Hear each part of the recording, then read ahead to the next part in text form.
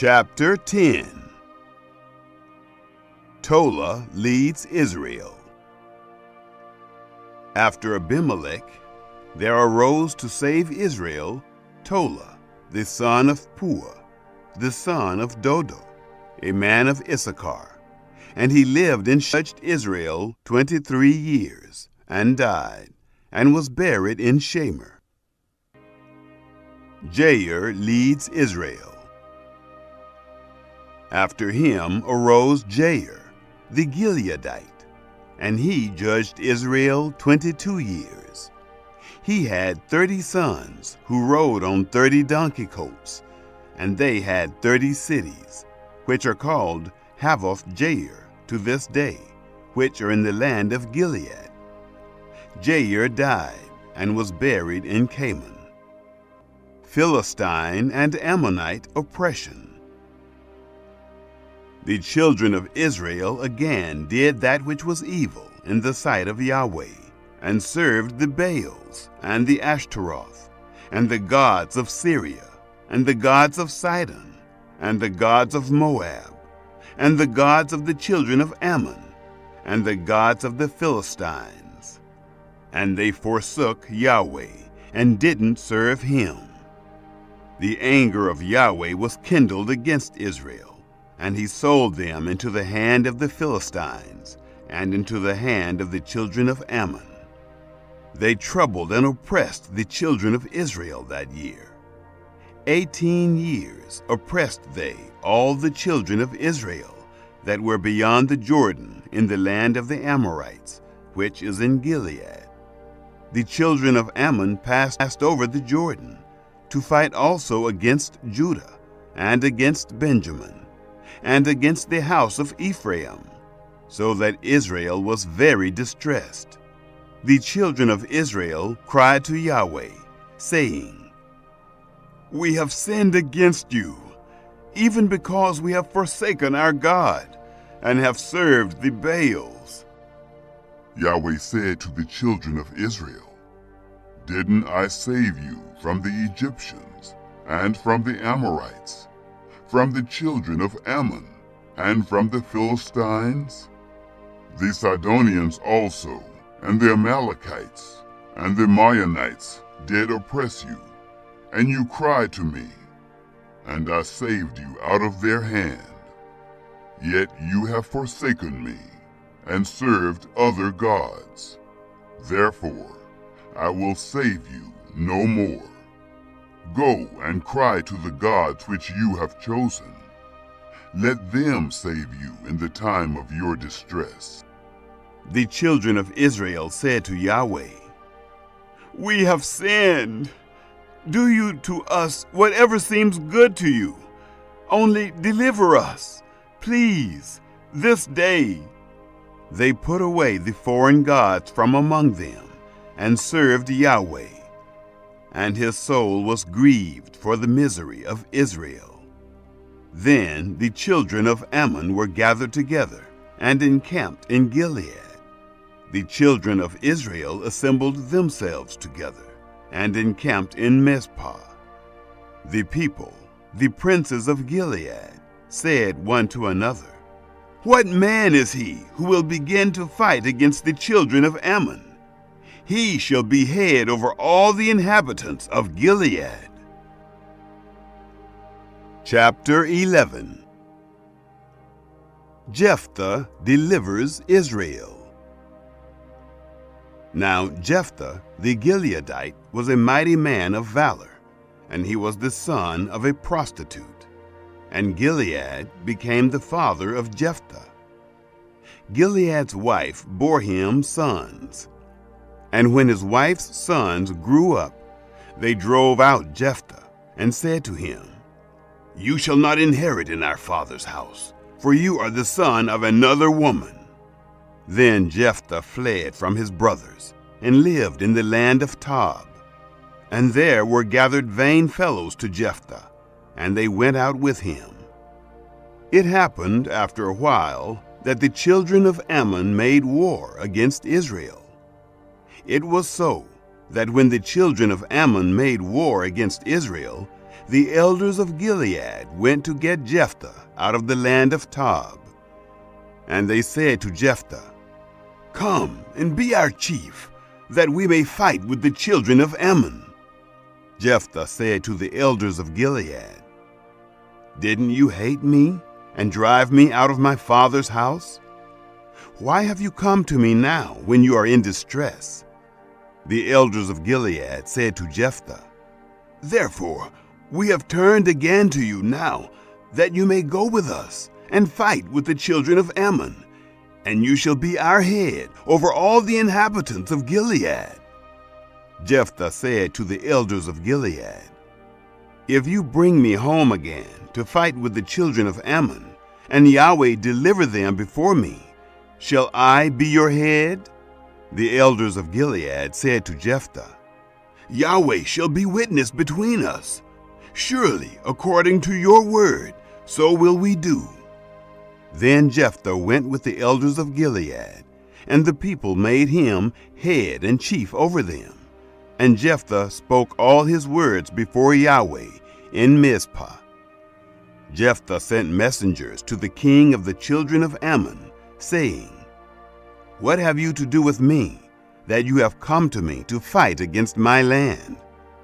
The king of the children of Ammon answered to the messengers of Jephthah, "Because Israel took away my land when he came up out of Egypt, from the Arnon even to the Jabbok and to the Jordan.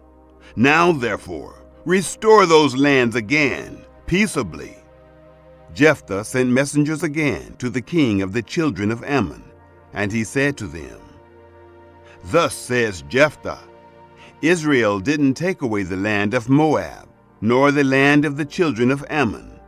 But when they came up from Egypt, and Israel went through the wilderness to the Red Sea, and came to Kadesh, then Israel sent messengers to the king of Edom, saying, "Please let me pass through your land." But the king of Edom didn't listen. In the same way he sent to the king of Moab, but he would not, and Israel stayed in Kadesh. Then they went through the wilderness, and went around the land of Edom and the land of Moab, and came by the east side of the land of Moab. And they encamped on the other side of the Arnon. But they didn't come within the border of Moab, for the Arnon was the border of Moab. Israel sent messengers to Sihon, king of the Amorites, the king of Heshbon. And Israel said to him, "Please let us pass through your land to my place." But Sihon didn't trust Israel to pass through his border. But Sihon gathered all his people together and encamped in Jahaz and fought against Israel. Yahweh, the God of Israel, delivered Sihon and all his people into the hand of Israel, and they struck them. So Israel possessed all the land of the Amorites, the inhabitants of that country. They possessed all the border of the Amorites, from the Arnon even to the Jabbok, and from the wilderness even to the Jordan. So now Yahweh, the God of Israel, has dispossessed the Amorites from before his people Israel. And should you possess them? Won't you possess that which Chemosh, your God, gives you to possess? So whoever Yahweh our God has dispossessed from before us, them we will possess. Now are you anything better than Balak, the son of Zippor, king of Moab? Did he ever strive against Israel, or did he ever fight against them? While Israel lived in Heshbon and its towns, and Aroer and its towns, and in all the cities that are along by the side of the Arnon, 300 years. Why didn't you recover them within that time? I therefore have not sinned against you, but you do me wrong to war against me. Yahweh, the judge, be judged this day between the children of Israel and the children of Ammon.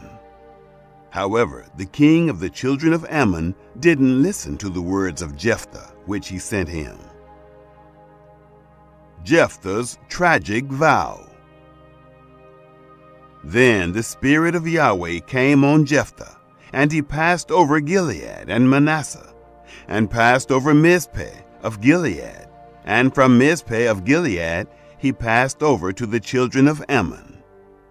Jephthah vowed a vow to Yahweh, and said, "If you will indeed deliver the children of Ammon into my hand, then it shall be that whatever comes forth from the doors of my house to meet me, when I return in peace from the children of Ammon, it shall be Yahweh's, and I will offer it up for a burnt offering." So Jephthah passed over to the children of Ammon to fight against them, and Yahweh delivered them into his hand. He struck them from Aroer until you come to Minnith, even 20 cities, and to Abel-Keramim, with a very great slaughter. So the children of Ammon were subdued before the children of Israel. Jephthah came to Mizpah, to his house, and behold, his daughter came out to meet him with tambourines and with dances, and she was his only child. Besides her, he had neither son nor daughter. It happened when he saw her that he tore his clothes and said, "Alas, my daughter! You have brought me very low, and you are one of those who trouble me. For I have opened my mouth to Yahweh, and I can't go back." She said to him, "My father, you have opened your mouth to Yahweh.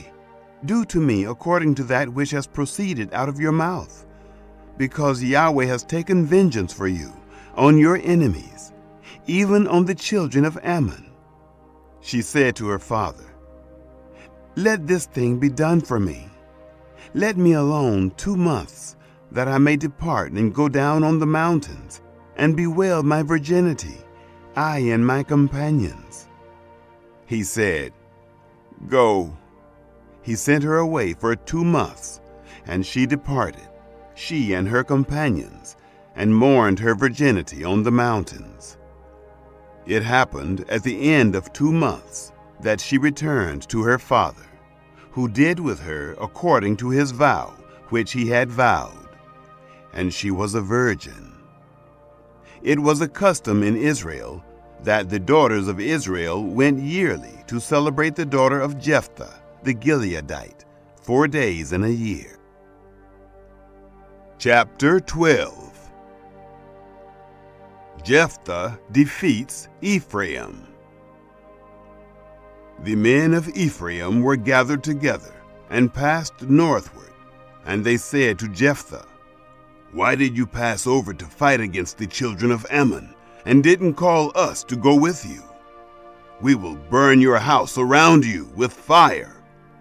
Jephthah said to them, "I and my people were at great strife with the children of Ammon, and when I called you, you didn't save me out of their hand.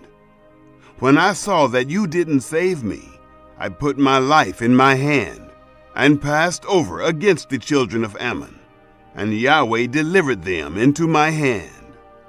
Why then have you come up to me this day to fight against me?" Then Jephthah gathered together all the men of Gilead and fought with Ephraim. And the men of Gilead struck Ephraim, because they said, "You are fugitives of Ephraim, you Gileadites." In the midst of Ephraim and in the midst of Manasseh, the Gileadites took the fords of the Jordan against the Ephraimites. It was so that when any of the fugitives of Ephraim said, "Let me go over," the men of Gilead said to him, "Are you an Ephraimite?" If he said, "No," then they said to him, "Now say Shibboleth." And he said, "Sibboleth," for he couldn't manage to pronounce it right. Then they laid hold of him and killed him at the fords of the Jordan. At that time 42,000 of Ephraim fell. Jephthah judged Israel 6 years. Then died Jephthah the Gileadite, and was buried in one of the cities of Gilead. Ibzan, Elon, and Abdon. After him, Ibzan of Bethlehem judged Israel. He had 30 sons, and 30 daughters he sent abroad, and 30 daughters he brought in from abroad for his sons. He judged Israel 7 years. Ibzan died and was buried in Bethlehem. After him, Elon the Zebulunite judged Israel, and he judged Israel 10 years. Elon the Zebulunite died and was buried in Ajalon in the land of Zebulun.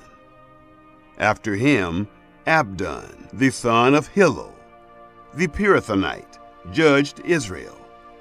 He had 40 sons and 30 sons' sons, who rode on 70 donkey colts, and he judged Israel 8 years.